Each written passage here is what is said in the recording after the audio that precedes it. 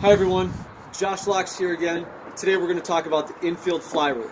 Now this rule only gets applied once you reach a certain level. So with the Oz Park Baseball Association, this is 10U and up. With the Wells Park Parents Association, this is major and up. The nice thing about it though is that once you understand the rule, it's going to be applied at all levels. So Oz Park, 10U, 12U, high school, college, professionals, the rule is the same. So once it starts being applied, it's applied the same way everywhere.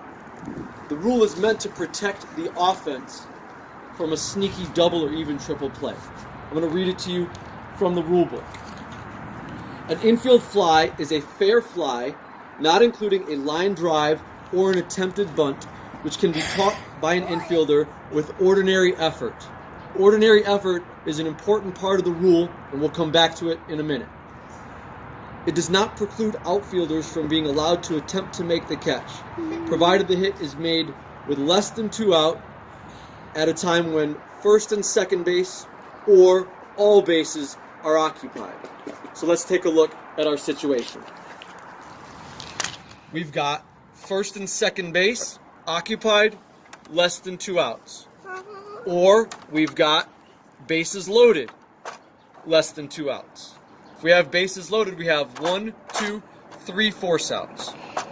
First and second, we've got 1, 2, plus obviously the batter, force outs available, right? And we don't want the defense to get an easy double play. So here's what happens. Pitch gets thrown, pop-up gets hit. This is a routine play for the shortstop, right? They're camped underneath it. We're going to call infield fly, batters out. What does that do? That eliminates this force out and this force out because the batter is not running anymore or doesn't have to run, so these runners don't have to run, right? We've eliminated the force out. It's still a live ball. Other thing that could happen, the defense is playing fairly deep and you have a shallow fly ball. And this guy would have to, or this shortstop would have to run in and make a sliding catch. That's not routine. Maybe we have a play where the shortstop has to go into the outfield grass. Oh no, they're in the grass. It can't be infield fly. Wrong. Rule says ordinary effort.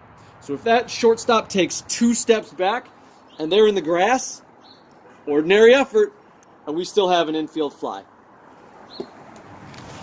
Maybe the outfielder comes in at this point to call them off. If you think that the infielder can make this play with routine effort, you have an infield fly rule.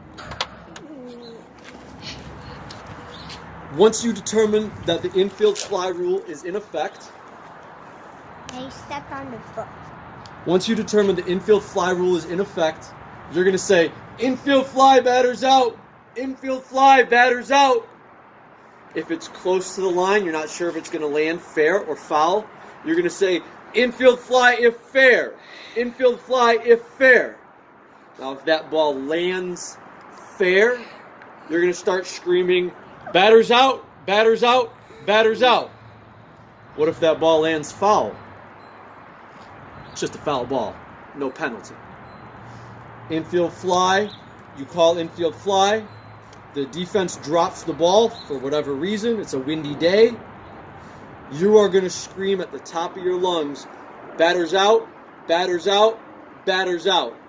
Because you need to let everybody know that there's no force out and you don't have to run. Again, it's a live ball.